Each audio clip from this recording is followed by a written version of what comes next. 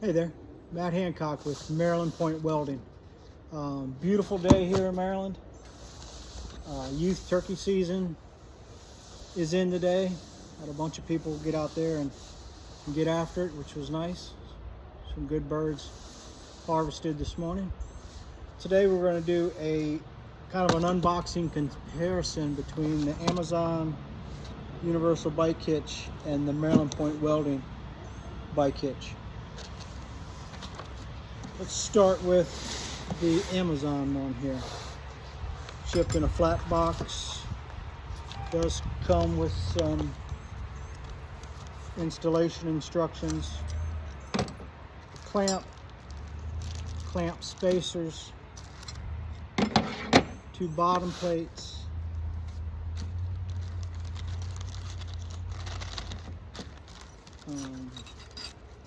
all your hardware, Allen key,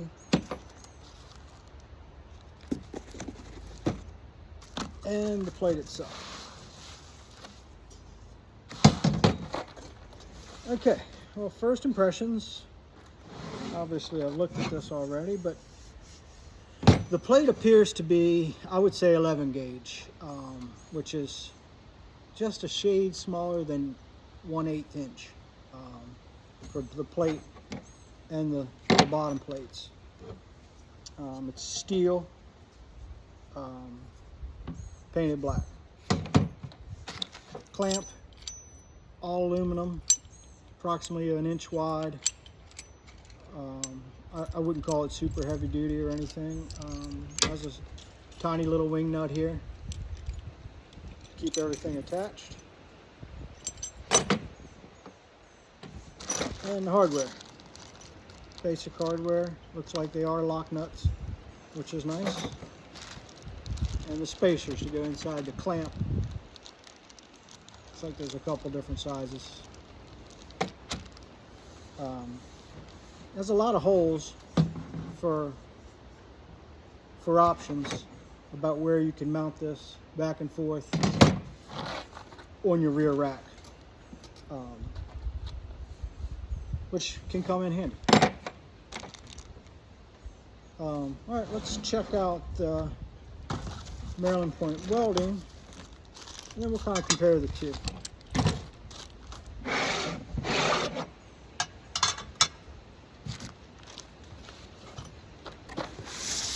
Maryland Point Welding box, a little bit bigger box. Clamp, sticker, very important. Black hardware.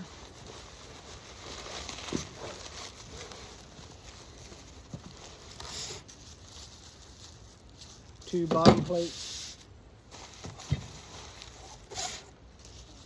And the plate itself.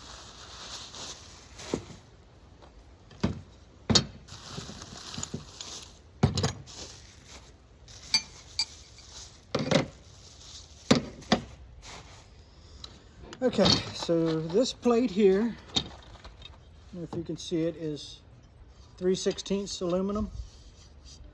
It does come with this 12mm bolt already installed. Comes with this wing nut on this lanyard.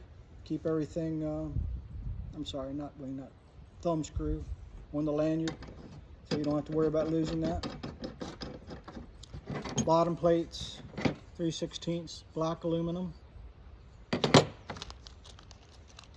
Stainless hardware. Nuts, lock nuts, so you don't have to worry about anything vibrating loose. Washers, and a hex key to lock everything down. Okay, so let's kind of compare the two. We'll start with the plates. Let's compare these two plates. So I don't know if you can see much from there. This is 3/16 aluminum, and this is 11 gauge steel. So obviously if this gets scratched, it'll probably rust. Here, it'll just be a little shiny because the hardware is all stainless and everything else is aluminum, so you don't have to worry about anything rusting. Design wise, eerily similar. This design was actually made specifically for BKT Outdoors, which is a guy out in on the West Coast, runs a YouTube channel, BKT Outdoors. Shout out to him. He's had a YouTube channel for a while now, and I sent him my design last year, which was the drop down model. Everything pretty much the same except the drop down. I still sell that model. And we went back and forth on different designs to make it work for him, and came up with this one. This cutout here is for him. His pannier bags have these clips that clip onto the back. So the only way this could all function for him was to have these cutouts. So this is how that design started. So I went ahead and started selling these as well, but this was designed for him initially. As you can see, this is eerily similar. You know, I don't have a patent, but it's essentially knocked off. It's, you know, they're both exactly 6.5 wide and 14 tall, which is my initial design, using the rod end and the clamps, and but I don't have a patent, and you know, that part of it just is what it is. But there's a pretty major difference here as far as thickness and quality goes. Same thing on the bottom plates. They do have, the Amazon has a bunch of these holes in here. You know, both of these, you know, we can call them kind of universal, but you know, there's a lot of rear racks. There's a lot of bike manufacturers. You know, both of these, you know, will slide in either direction to account for your cross members in your rear rack. And I found this hole pattern to be really successful.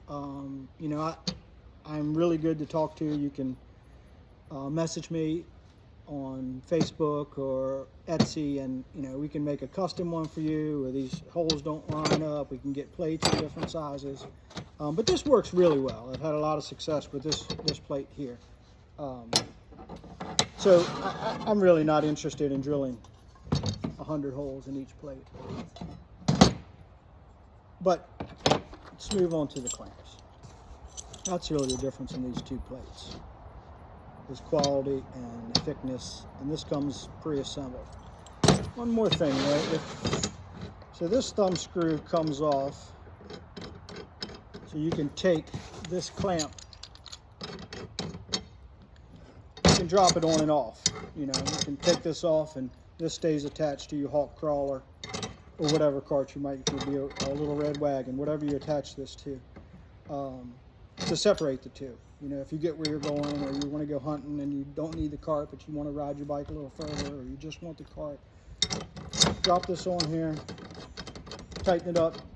When you're done, separate the two, tighten this up, and go on about your way. One thing I noticed about this is if you,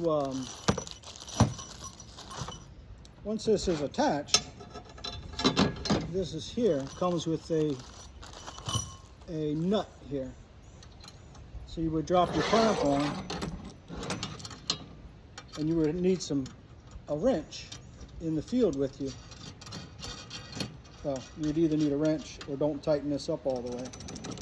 So it's not real convenient to get the cart and the clamp separated.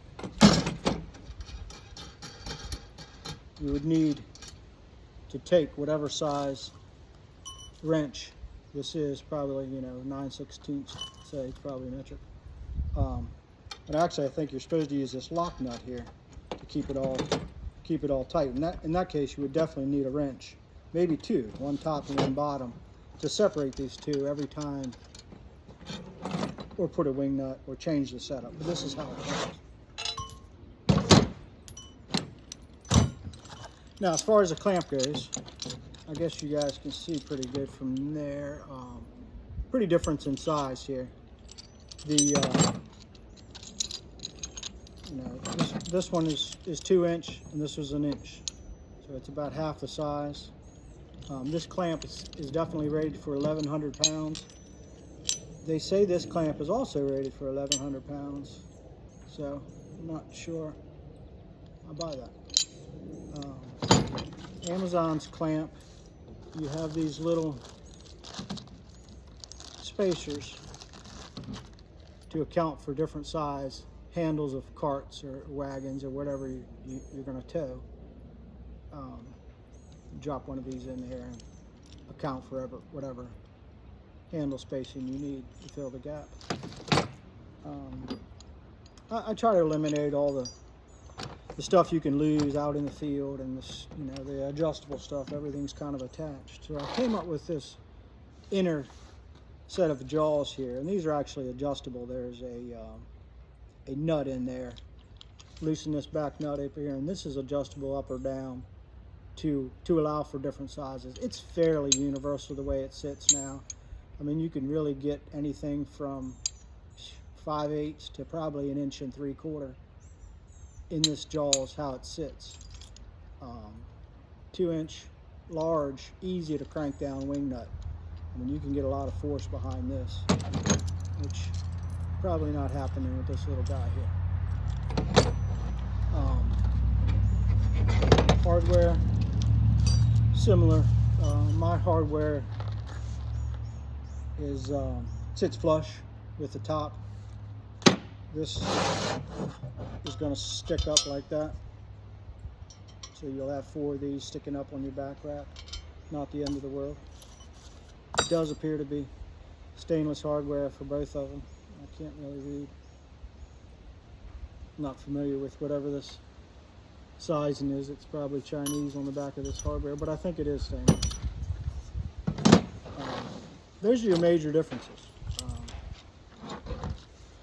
This one is made right here in Maryland. This isn't my full-time job. I really make these. I started out just making them for friends, and we really got into hunting public land on e-bikes 10 years ago.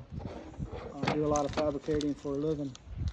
So we came up with this. I've made hundreds of them right here in Maryland, in the pole barn right behind you here. Everyone is, it's not a mass-produced factory or anything. You put an order in and I kind of make them. And I enjoy doing it. That's really the difference in the two. Check me out. I'll drop a link to my Etsy shop in the comments. Feel free to hit me up with any questions, or if you need anything custom made or longer, shorter, different hole pattern, I'll be more than happy to do it.